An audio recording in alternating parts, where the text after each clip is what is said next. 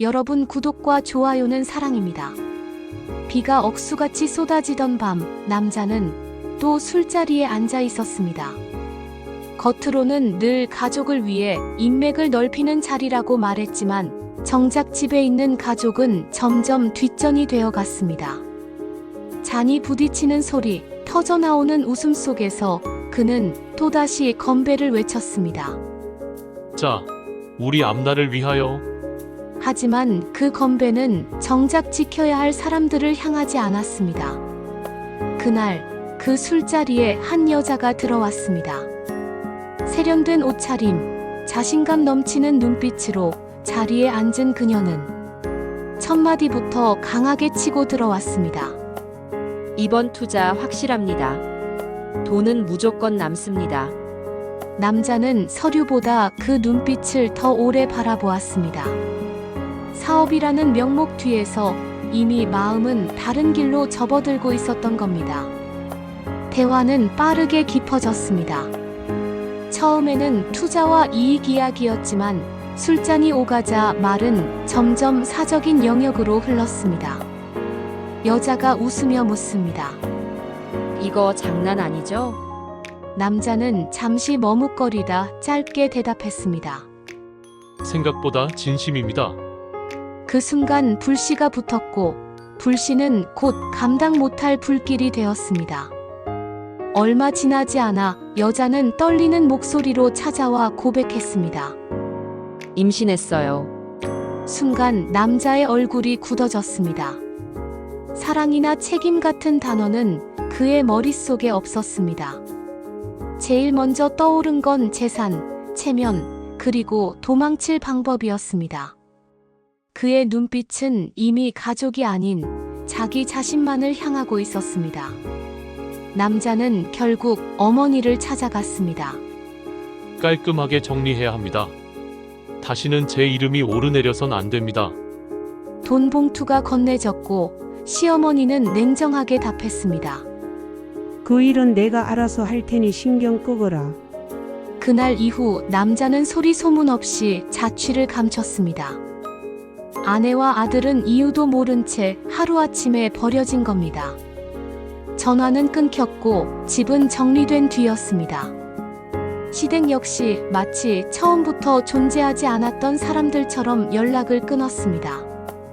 누구도 이유를 설명하지 않았습니다. 아내는 남편이 실종된 줄로만 알았습니다. 남편은 사라졌고 시댁마저 발을 뺐습니다. 남겨진 건 어린 아들과 끝없는 허무와 절망뿐이었습니다. 젖은 신발, 잔뜩 떨리는 손. 입술에서 겨우 흘러나온 말은 괜찮아였지만 그 말이 얼마나 괜찮지 않은 말인지 누구보다 본인이 잘 알았습니다. 친정집에 들어선 순간 참아왔던 눈물이 터져 나왔습니다. 그녀는 다짐했습니다. 무슨 일이 있어도 버텨야 한다. 하지만 불행은 멈추지 않았습니다. 어느 날 횡단보도 갑자기 튀어나온 차가 모자를 덮쳤습니다. 삐걱거리는 브레이크, 깨지는 유리. 사람들이 몰려들었고 병원으로 실려간 모자에게 의사는 말했습니다. 생명은 괜찮습니다. 하지만 얼굴에 흉터가 남을 겁니다. 어머니는 아이의 손을 꼭 잡으며 속으로만 울부짖었습니다. 제발 이 아이만은 지켜달라고. 친정어머니는 답답한 마음에 점집을 찾았습니다. 이름을 바꿔야 산다. 그래야 길이 열린다. 점쟁이의 말은 단호했습니다. 결국 계명을 위해 호적을 떼어오는데 거기서 믿을 수 없는 사실이 드러났습니다. 서류에는 이미 이혼 도장이 찍혀 있었던 겁니다. 남편이 사라진 줄로만 알았는데 어느새 자신은 이혼녀가 되어 있었습니다. 아무것도 모른 채 살아왔는데 법적으로는 이미 버려진 여자였던 거죠. 여러분, 이런 일이 현실에 가능하다고 생각하시나요? 학교에 들어간 아이는 매일 놀림을 당했습니다. 야, 너 아빠 없어? 그러니까 쟤는 없는 집 애잖아. 아이의 발걸음은 점점 무거워졌습니다. 처음엔 고개를 숙이고 참았지만 날마다 이어지는 말에 마음이 무너졌습니다. 운동장 한쪽에 홀로 서 있는 그림자는 날이 갈수록 길어졌고 아버지의 빈자리는 아이의 삶에 지워지지 않는 낙인이 되었습니다.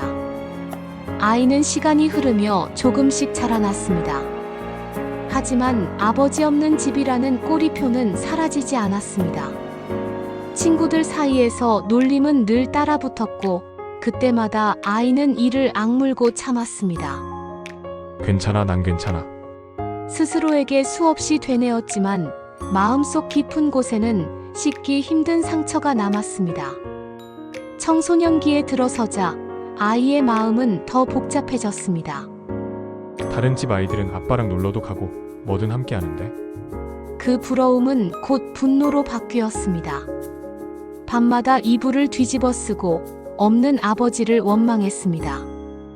그의 자리를 대신하느라 고생하는 어머니를 보면서도 어쩔 수 없는 그리움이 심장을 파고들었습니다. 어머니는 하루하루의 생계를 책임지느라 바빴습니다. 시장에 나가 새벽부터 밤까지 일하고 돌아오면 손바닥에는 굳은 살이 배어 있었습니다. 밥상에 김치 한 가지라도 올리면 괜찮다는 말을 꼭 덧붙였습니다. 그러나 아들은 알고 있었습니다. 그 말이 진심이 아니라는 것을. 엄마의 고단한 어깨가 모든 것을 말해주고 있었으니까요. 아이는 성인이 되었고 대학을 마친 뒤 사회에 발을 들였습니다. 첫 직장, 첫 회식, 첫 월급. 모든 게 새로웠지만 마음 한쪽엔 늘 공허함이 자리했습니다. 그때 한 지인을 통해 한 여자를 소개받았습니다. 밝게 웃는 얼굴, 따뜻한 말투. 그녀와 함께 있으면 어릴 적 상처가 잠시나마 잊혀지는 듯 했습니다. 그녀의 이름은 현주였습니다. 만남은 순조로웠고 두 사람은 곧 연인으로 발전했습니다. 데이트를 거듭할수록 아들은 마음속에 새 희망이 싹 트는 걸 느꼈습니다. 이제는 나도 평범한 가정을 만들 수 있을까? 한때 사라진 아버지를 원망하던 소녀는 이제 누군가의 든든한 기댈 언덕이 되고 싶었습니다. 현주는 자상하고 배려심 많은 여자였습니다. 은준의 상처 많은 과거를 들려주자 그녀는 잠시 눈을 떼지 않고 바라보다 말했습니다. 당신이 여기까지 온 것만으로도 대단해요? 그 말 한마디가 아들의 마음을 울렸습니다. 처음으로 자신이 인정받았다는, 존재 그대로 존중받았다는 안도감이 밀려왔습니다. 연애는 점점 깊어졌습니다. 함께하는 시간이 쌓이고 미래를 함께 그리기 시작했습니다. 주말이면 손을 잡고 거리를 거닐고 때로는 작은 다툼도 있었지만 곧 화해했습니다. 아들은 점점 확신이 들었습니다. 이 사람이라면 내 상처마저 이해해줄 수 있겠다. 그리고 어느 날 아들은 결심했습니다. 이제는 결혼을 말해야겠다. 떨리는 손으로 반지를 준비하고 현주를 불러내 진심을 고백했습니다. 나와 함께 해줄래? 그 순간 현주는 눈시울을 붉히며 고개를 끄덕였습니다.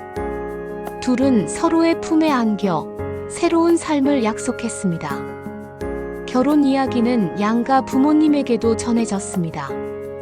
현주의 집에서는 기뻐했고 아들의 어머니 역시 눈물을 보였습니다. 내 아들이 드디어 가정을 꾸리는구나. 고생 끝에 찾아온 축복 같은 순간이었습니다. 은주는 드디어 현주의 집에 인사하러 가게 되었습니다.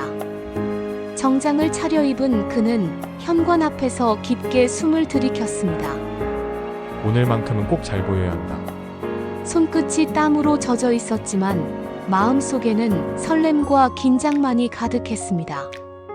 문이 열리자 낯선 남자가 나타났습니다. 나이를 먹은 듯 묵직한 기운을 풍겼고 눈빛은 날카로웠습니다. 은주는 재빨리 허리를 숙이며 인사했습니다. 처음 뵙겠습니다. 은준이라고 합니다. 남자는 잠시 그를 바라보더니 고개를 끄덕였습니다. 그저 예비장인으로 받아들여진 순간이었습니다. 식탁에 마주 앉은 자리에서 은주는 정성껏 대답을 이어갔습니다. 앞으로 성실히 잘하겠습니다. 믿어주십시오. 현주는 옆에서 은은한 미소를 지으며 그의 손을 꼭 잡았습니다. 분위기는 따뜻했고 특별한 문제 없이 인사는 끝났습니다. 상견례 날짜가 잡혔습니다. 하지만 이상하게도 신부 측에서 아버지는 참석하지 못한다는 연락이 왔습니다. 급한 일이 생겼다는 말뿐 구체적인 설명은 없었습니다. 아들과 어머니는 크게 의심하지 않았습니다. 오히려 편안한 자리라고 생각했습니다. 양가 가족은 예의를 지키며 덕담을 주고받았고 큰 문제 없이 자리는 마무리되었습니다. 아무도 몰랐습니다. 이 평범해 보이는 자리가 곧 다가올 폭풍의 전조라는 것을. 하객 명단이 정리되고 예식장은 예약되었습니다. 청첩장이 인쇄되자 은주는 비로소 실감을 느꼈습니다. 이제 정말 결혼을 하는구나. 현주는 행복한 미소로 그의 옆을 지켰습니다. 누구도 몰랐습니다. 이 모든 평온함이 결혼식 날 무너져 내릴 운명이라는 사실을. 결혼식 날 예식장 입구는 화려한 꽃과 화환들로 가득했습니다. 신랑 측 어머니와 외삼촌, 외할머니가 미리 나와 하객들을 맞이하고 있었습니다. 어서 오세요. 축하해 주셔서 고맙습니다. 어머니는 뿌듯한 마음으로 인사를 건네며 아들의 앞날을 축복받고 싶어 했습니다. 그러나 이 평온함은 오래가지 않았습니다. 잠시 뒤 신부 측 가족들이 모습을 드러냈습니다. 앞장선 이는 양복을 입은 중후한 남자, 바로 장성만이었습니다. 그 옆에는 단정한 옷차림의 김성애, 그리고 한복을 곱게 차려 입은 시모와 시댁 식구들까지 함께였습니다. 신랑 어머니의 얼굴이 순간 하얗게 질렸습니다. 외삼촌과 외할머니 역시 눈을 크게 뜬 채 얼어붙었습니다. 저 사람 외할머니의 목소리가 떨리며 터져 나왔습니다. 분명 우리 집안에서 사라졌던 그 사람이잖아. 외삼촌도 얼굴을 붉히며 외쳤습니다. 행방불명됐다더니 저렇게 버젓이 살아서 나타난 거야? 그것도 내연녀랑 같이? 예식장 입구는 순식간에 술렁거림으로 가득 찼습니다. 하객들은 서로를 바라보며 수군거렸습니다. 신랑 어머니는 차마 말을 잇지 못한 채 눈물을 터뜨렸습니다. 이럴 수가 있어. 나와 아이를 버리고 어떻게 저렇게 서 있을 수가 있어. 그녀의 목소리에 주변 친척들도 격분했습니다. 세상에 이게 무슨 망신이냐? 장성만 내가 사람이냐? 목소리는 점점 커졌고 예식장 문 앞은 이미 고성으로 뒤덮였습니다. 결혼식은 시작조차 하지 못했습니다. 문 앞에서 신랑 측 친척들과 신부 측 가족들이 맞붙어 언성이 오갔습니다. 하객들은 충격에 입을 틀어막고 일부는 황급히 자리를 피했습니다. 아내를 버리고 아들을 버리고 이제 와서 신부 아버지라니. 울부짖는 소리가 예식장을 울렸습니다. 그날 축복의 자리는 더 이상 결혼식장이 아니었습니다. 폭로와 파국의 무대가 되어버린 순간이었습니다. 예식장 안은 삽시간에 난장판이 되었습니다. 하객들은 충격에 입을 틀어막았고 일부는 수군거리며 휴대폰을 꺼냈습니다. 저 남자 신부 아버지라더니 그 집 사라졌던 남편 맞잖아. 소문은 불길처럼 번져나갔습니다. 결혼식은 더 이상 축복의 자리가 아니었습니다. 외삼촌은 장성만을 향해 손가락질하며 소리쳤습니다. 내가 도대체 무슨 짓을 한 줄 알아? 아내를 버리고 아이를 버리고 행방불명인 척 숨어 살았다니. 주변의 친척들이 맞장구 쳤습니다. 사람이기를 포기한 거지. 어떻게 저럴 수 있어? 분노와 울분이 한꺼번에 터져 나왔습니다. 김성희는 얼굴이 굳어졌고 시몬은 고개를 외면한 채 버텼습니다. 하지만 신랑 어머니는 더 이상 참지 못했습니다. 그녀는 떨리는 손으로 시모를 가리키며 외쳤습니다. 당신도 알았잖아. 남편이 내연녀와 살림 차렸다는 걸 알고 있었잖아. 그래서 호적에 이혼이 되어 있었던 거지 맞지, 인간 같지도 않은 것들 아니야. 그 외침에 하객들의 시선은 한순간에 시모에게 쏠렸습니다. 시모는 아무 말 없이 고개를 숙였지만 이미 늦었습니다. 외할머니가 자리에서 일어나 목소리를 높였습니다. 내 며느리와 손자를 버리고 돈으로 입맞고 27년을 숨겼단 말이냐. 숨겨졌던 진실이 차례로 드러나며 예식장은 점점 아수라장으로 변했습니다. 그때까지 사정을 모르던 은준이 대기실에서 나왔습니다. 웅성거림과 고성이 들려오는 쪽으로 다가가자 그저 공기만이 이상하게 무겁고 어머니가 울고 있다는 사실만이 가슴을 조여왔습니다. 그 순간 외삼촌의 목소리가 터져 나왔습니다. 은준아, 내가 모를 거다. 저 사람이 내 아버지야.